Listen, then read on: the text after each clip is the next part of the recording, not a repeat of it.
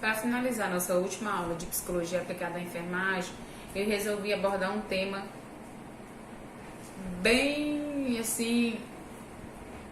condizente com os dias atuais, que são os transtornos psicológicos. Quase não sai.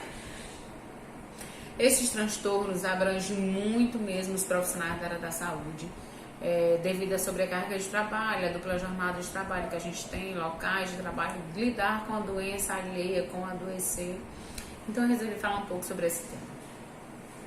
Os transtornos mentais mais comuns são depressão, bipolar, esquizofrenia, toque.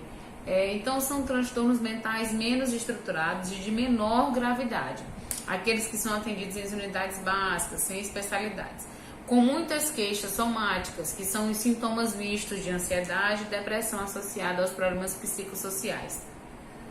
Como assim, professora? Às vezes eu tenho uma depressão e está somatizado aos problemas psicológicos que eu tenho e aos problemas familiares que eu tenho, por exemplo, né? Isso é uma forma mais comum da apresentação do sofrimento psíquico.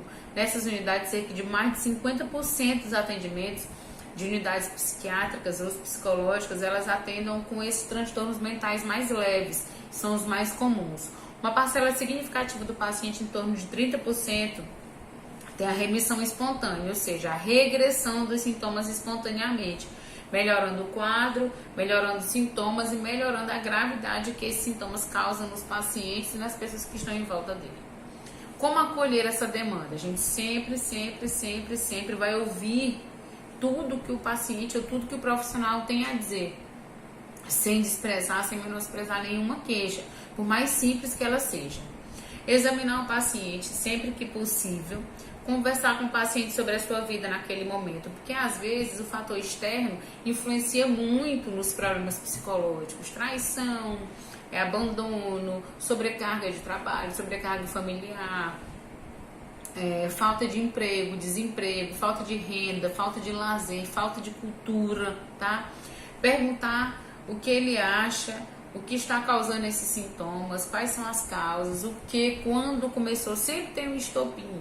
Eu era saudável até a separação dos meus pais. Eu era saudável até perder meu emprego de 15 anos. Eu era saudável até perder minha casa, perder minha família, sofrer um acidente, tá? Conversar com ele, possíveis formas de dar apoio e superar os seus problemas na vida. Às vezes o paciente, ele precisa simplesmente de um apoio. Por isso que as pessoas as pessoas que têm menos relacionamento interpessoal são as pessoas que têm mais possibilidade de desenvolver transtornos, como depressão, entre outros. E agora? O que é que eu vou fazer? Como que eu vou lidar com essa patologia tão difícil, que é um exemplo a depressão? Né? É um pouco complicado. O relacionamento da doença e do trabalho. Todas as pessoas que adoeceram, eles têm um estopim, né? O trabalho é fundamental, é uma dinâmica fundamental do investimento afetivo entre as pessoas. Como assim, professor, afetivo? No seu local de trabalho tem várias pessoas com quem você se relaciona. Pode ser um paciente, pode ser um consumidor, pode ser o seu amigo, seu colega de profissão, seu patrão, seu chefe, seu líder, o farmacêutico. Quando desprovido de significação, sem suporte social, não reconhecido, ou que constitui uma fonte de ameaça à sua integridade física ou psíquica, pode gerar sofrimento psiquiátrico, psicológico. Às vezes o trabalho ele deixa de ser bonificação e passa a ser um martírio. Eu só vou trabalhar porque eu preciso, mas aquele ambiente é ruim, eu não gosto das pessoas que trabalham comigo, eu não gosto do meu patrão, eu não gosto do meu chefe, eu não gosto da minha profissão. Por isso que o trabalho tem que ser prazeroso. Ele tem que te dar prazer, para que você consiga e se sinta bem no seu ambiente de trabalho. Se isso não acontecer, você vai adoecer, porque você tem um ambiente de trabalho como um castigo. Você vai porque você precisa, mas não que você goste. Você vai porque você precisa da remuneração, mas não porque você se sinta bem. Eu odeio meu trabalho. Quando você fala isso, acaba que essa sobrecarga que você já tem no seu trabalho por conta das atividades realizadas lá, ela se torna um problema de saúde psíquica. porque você não se sente bem e acaba sobrecarregando ainda mais do que as atividades que você tem lá. Outros fatores que são importantes: você se sente fracassado, um acidente de trabalho, mudança de posição hierárquica. Por exemplo, você era chefe, de repente você foi para o balcão. O processo de comunicação, organização, o tempo e o ritmo. Às vezes você trabalha 24 horas num ritmo muito exaustivo. Trabalhos em turnos noturnos. Geralmente os turnos noturnos são os que dão mais problemas, trabalhadores noturnos, por conta do sono. Se você, por exemplo, for trabalhar na farmácia de um determinado hospital, socorrão, um exemplo, que recebe muitos pacientes durante o dia e a noite, você vai trabalhar a noite inteira. Você que tem costume de dormir 8 horas, você vai ter 3 horas de descanso, que são preconizados pela legislação. Submissão ao ritmo de máquina. Quando você é submetido ao ritmo de máquina, o que é? Você é só carimbar. Carimbar, carimbar, carimbar, carimbar, carimbar, carimbar.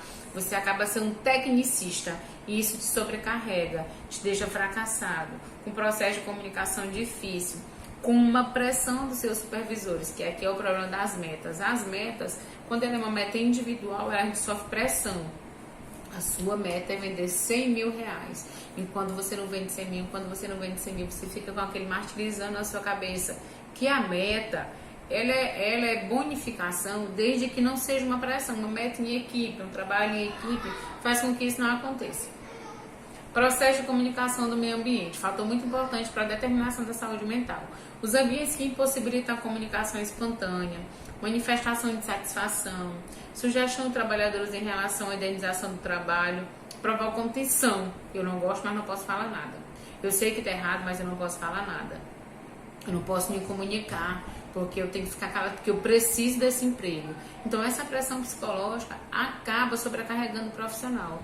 O sofrimento e a insatisfação do trabalhador pode refletir no absenteísmo, que é isso, é a negação. E o conflito entre o meio intra do profissional e o meio extra, que é o do trabalho. O assédio moral é um importante fator relacionado à saúde mental do trabalhador. Gente, falando de assédio moral, o assédio moral não é só do patrão para o empregado. O assédio moral também acontece do próprio cliente, do próprio paciente. Você também pode sofrer assédio moral. E o assédio moral te rotula. Se você é uma mulher e você sofre assédio moral, você só sofreu assédio moral porque você estava bem vestida, porque você estava maquiada. Então esse assédio moral te rotula, como se você fosse a culpada. Na realidade não é. Esse assédio moral é um grande problema, porque o assédio moral acontece em todos os setores, principalmente na área da saúde, com as meninas, que são mais assediadas. Jornadas, se você tiver uma longa jornada de trabalho, com poucas pausas, destinadas a lugares desconfortáveis, turnos noturnos, turnos alterados em diurnos e noturno, iniciando muito cedo, terminando muito tarde, ritmos muito monótonos, sempre fazendo a mesma coisa, trabalhando em ritmo de máquina, técnico, pressão dos supervisores, que são as metas, com frequência de quadros ansiosos, fadigas, distúrbios de sono, você com certeza é um profissional apto para desenvolver distúrbios psíquicos. Alta jornada de trabalho em ritmo excessivo, desconfortável com o meu emprego, muita jornada de trabalho. Hoje eu estou de manhã, amanhã eu estou de noite, depois de amanhã eu estou de noite de novo, eu estou em outro turno, eu não tenho um turno específico, eu não tenho uma jornada específica, os meus ritmos são acelerados, ou desacelerados, ou monótonos. Eu não tenho um local para descarregar, eu não tenho um local para descanso. Então essa jornada de ritmos, essas jornadas e ritmos trabalhando juntos, ou ele te beneficia, ou você vai ser um trabalhador com uma grande possibilidade de desenvolver um problema e um distúrbio psicológico. E o que fazer quando eu tenho inúmeras funções, 1000 funções e sou só uma? As doenças psicológicas atingem principalmente as mulheres, porque além da jornada de trabalho, a gente tem outra jornada em casa. Mãe, esposa, filha, dona de casa. Aí você chega do trabalho e tem esse 1001 atribuições para fazer. Essa duplicidade de jornada acarreta a mulher mais ainda. E a gente tem outro fator, que é contra a gente, que é a questão dos hormônios. Os nossos hormônios faz com que você fique, dependendo do fluxo que você tá, se você tá no período pré-menstrual, pós-menstrual, pré-menopausa ou com TPM, você fica ainda mais suscetível, você fica ainda mais vulnerável a esse tipo de distúrbio. Quando há um sofrimento emocional, as nossas sensações físicas são anormais. A gente chora com facilidade, tem tremores, palpitações, falta de ar, que são todos associados ao emocional, tá? Dá uma tristeza, uma angústia, sintomas de insatisfação, de negação. Então, angústia, sintomas frequentes que a gente tem, como aperto no peito, o corpo dolorido, dificuldade de respirar, um grande cansaço, uma fadiga, um desânimo, que muita gente confunde com preguiça. Quando há um transtorno mental? Esse transtorno mental é mais frequente, que são as síndromes ansiosas, como o TOC, né? E os sintomas depressivos, que são a depressão, acompanhados de diversos sintomas físicos, cansaço, astenia, falta de apetite, fadiga, palpitações, dores no corpo, falta de ar, sudorese na extremidade, muito suor, calafrio, tremores. Quando há um transtorno mental associado a um transtorno físico, a gente fica mais preocupado. É sinal de que o psicológico também já está afetando o físico. Então, como tratar? Depois que você detecta que esses transtornos mentais mais comuns, como depressão e ansiedade, o tratamento correto vem através de terapias, medicamentos, depende. Quando indicado, a gente tem a medicação antidepressiva e a ansiolítica, são fundamentais. Às vezes, só uma terapia resolve. Eu mesmo não vou contar a minha vida para uma pessoa que eu nunca vi. Eu já ouvi isso várias vezes. Essa pessoa que você nunca viu, ele é um psicólogo, ele estudou de 5 a 6 anos a mente humana para entender como que você reage às situações do dia a dia. É isso que o psicólogo faz, essa pessoa que você nunca viu. As etapas da terapia. Você vai se sentir compreendido, vai fazer uma anamnese, né, um exame físico, focado no que você sente. Depois, a gente vai ampliar a agenda, dar um feedback com a pessoa que você está fazendo o tratamento. Fazendo um vínculo, você constrói um vínculo com o seu médico e consegue fazer o tratamento, negociando o tratamento. Depois que você constrói um vínculo, que você identificou sua queixa, todo o tratamento que vier do psicólogo vai ser mais receptível, você vai conseguir receber de uma forma melhor. O que não fazer? Às vezes quando você acha, eu vou desabafar com uma amiga, porque né, a pessoa indicada sabe da minha vida, aí essa amiga vai dizer o quê? Você não tem nada, porque ela não tem o conhecimento científico para aquilo. Preocupar-se excessivamente com a remissão dos sintomas. Muita gente se preocupa muito com os sintomas físicos, tremores. A gente não deve se preocupar com esses sintomas. À medida que o seu psicológico entrar nos eixos, os sintomas vão desaparecer. Desafiar a pessoa. Concorde que é um problema. Sempre concorde que é um problema. Seja ele de origem psiquiátrica, psicológica ou de origem física. Informar os diagnósticos quando positivo e se eles existem. Explicar prematuramente que os sintomas são emocionais, em especial os que você somatiza, como calafrios, dor no corpo, dor de cabeça, febre. Síndrome de Burnout. Por que eu escolhi a síndrome de Burnout? Porque é a síndrome que mais acomete profissionais da área da saúde. Aqui é a síndrome da colosidade profissional. Aqui é a síndrome do estresse profissional. Aqui é a síndrome da sobrecarga de trabalho. Aqui é a síndrome dos profissionais da área da saúde. Burnout. Quando o trabalho ameaça o bem-estar do trabalhador. O meu trabalho tem que ser prazeroso. Eu tenho que ter prazer em sair da minha casa às 5 horas da manhã para ir trabalhar. Eu tenho que me sentir bem no meu ambiente de trabalho. Eu tenho que me sentir produtiva. Eu tenho que me sentir uma pessoa importante. Eu tenho que ser recompensas por o que eu estou fazendo. Eu tenho que ter uma remuneração. Eu tenho que ter metas. Eu tenho que ter compromisso para poder cumprir essa jornada.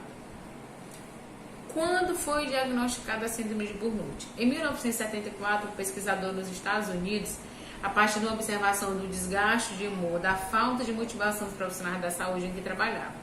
Na década de 80, começaram a aparecer as primeiras teses sobre a síndrome de Burnout, com a finalidade de alertar os profissionais sobre um tema muito muito sobrecarregado, que é a dupla jornada de trabalho. Em 6 de maio de 96, saiu uma regulamentação da Previdência Social sobre a síndrome de Burnout, onde ela seria incluída como os causadores de doenças profissionais da área da saúde e também, principalmente, os profissionais da área da educação. Como transtorno mental de comportamento, ela entra, assim, na classificação internacional das doenças, que são o CID. Essa sensação de estar... a síndrome de Burnout é um esgotamento, é como se você não tivesse forças mais para trabalhar, como se você já tivesse esgotado. Ela é uma avaliação negativa do seu próprio desempenho profissional. Você acha que tudo que você está fazendo está errado, por isso que você age de forma agressiva, ansiosa, baixa autoestima, esgotado, você se sente fracassado, impotente. Tudo isso vai causar lapsos de memória, mudança brusca de humor. De repente eu estou muito, muito feliz, de repente eu estou muito, muito chateada. Pessimismo, sensação de esgotamento físico e emocional. A síndrome de Burnout, ela tem todos esses sintomas, mas todos associados ao seu ambiente de trabalho. Você vai sentir cansaço, falta de ar, distúrbios gastrointestinais, cefaleia, dores musculares, enxaqueca, palpitações, pressão alta e sudorese. As características pessoais que incentivam a síndrome, essa automotivação, eu posso, eu quero, eu faço, eu consigo. O excesso de dedicação. Se todo mundo trabalha 8 horas, você quer trabalhar 14, 16, 20 horas de diurno. O idealismo elevado. O que é esse idealismo elevado? Eu sou perfeita, eu não erro, eu sou a melhor. Então, quando você se idealiza muito, acaba que você não consegue alcançar esse idealismo, que ele não existe. O perfeccionismo é que você se cobra muita perfeição. Como você não consegue essa perfeição, você se autodesmotiva. A mesma coisa acontece com a rigidez. Se eu for muito rígido comigo mesmo, eu não vou conseguir alcançar as metas que eu tanto busco, que são metas impossíveis. Os profissionais afetados pela síndrome de Burnout. Como a maioria das síndromes, ela é específica do trabalho. Qualquer pessoa que exerce uma atividade trabalhista pode desenvolver a síndrome, só que ela é mais específica nos profissionais da educação e nos profissionais da saúde. Mas ela afeta principalmente os profissionais obrigados a manter o contato próximo com o indivíduo. Se você trabalha na saúde, como que você não vai falar com o seu paciente? Se você é professor, como que você não vai falar com o seu aluno, né? Nos quais esperam uma atitude no mínimo solidária com a causa alheia. É o caso dos médicos, enfermeiros, psicólogos, policiais e professores. São os mais acometidos pela síndrome de Burnout. Por mais contraditório que isso possa parecer, aqueles que lidam com a saúde são teoricamente os que mais deviam ter um caminho de se livrar da síndrome. Porém, eles não estão livres disso. Ocorre por um motivo simples. Muitos são motivados pela compaixão, pela vontade de salvar vidas. Quando você tem um óbito, quando você tem uma perda, aquilo para ti é o fim, significa que você não fez direito, que você não trabalhou direito, que você poderia ter feito mais, que você deveria ter se cobrado mais. Acaba fazendo com que desenvolvam essa síndrome. O próprio ambiente de hospital, que é um foco propício para adoecimento, acaba te cobrando isso, que você deve ser perfeito, que a gente está aqui com essa capa de herói para salvar vidas, mas que se perder uma vida, você já caracteriza aquela culpa daquele óbito a si próprio. O tratamento da síndrome de Burnout é essencialmente psicoterapêutico, mas alguns pacientes podem se lançar mão de medicações pelos efeitos que essa síndrome de Burnout causa no paciente, como antiansiolíticos e antidepressivos, para aumentar, para atenuar a ansiedade, a tensão, como a gente vê que alguns pacientes ficam bem agressivos. No processo de psicoterapeuta, além do enfoque no individual e no alívio dessas dificuldades sentidas, é obrigatório e de suma importância a reflexão e redirecionamento das suas atitudes durante um ambiente profissional. Se eu trabalhava só com aquilo, agora eu vou me reinventar. Eu vou para outro setor do mesmo ambiente que eu trabalho. Melhorar sua autoestima, o relacionamento interpessoal, de profunda aceitação para que você consiga se aceitar. Tudo que for melhor para que você consiga se aceitar vai ser o foco do seu tratamento. O mais importante para tratar a síndrome de Burnout é educação em saúde. educação em saúde é o principal propósito para todas as patologias psicológicas. Se eu educar o meu profissional, eu vou ter um profissional mais capacitado e mais preparado para aquela patologia. Destaque-se a importância de adotar princípios de educação permanente. Os núcleos de educação permanente têm que constar em todos os setores, não só do hospital, mas também da educação. Para formar pessoas qualificadas, gestores envolvidos com a saúde do trabalhador, bem como realizar apoio interdisciplinar para todos os profissionais. A educação permanente visa o apoio de todos, tá? De todos os profissionais. As práticas de vigilância em saúde do trabalhador devem sempre manter os seus conhecimentos da população trabalhadora, das comunidades, qualificando com a participação e o controle e a perspectiva de efetivação em um processo de vigilância popular em saúde e do trabalhador. Para finalizar, vocês vão fazer a atividade, aí já tem a data da prova, e aí fala que o trabalho deve ficar no ambiente de trabalho, você jamais deve levar para sua casa. Aqui uma charge, não acredito que você trouxe trabalho para casa de novo, né? O homem é um matador e trouxe a cabecinha de um assassino para ele olhar em casa. Com essa charge a gente finaliza a nossa aula de hoje. Bom final de semana para vocês, tá? E até semana que vem.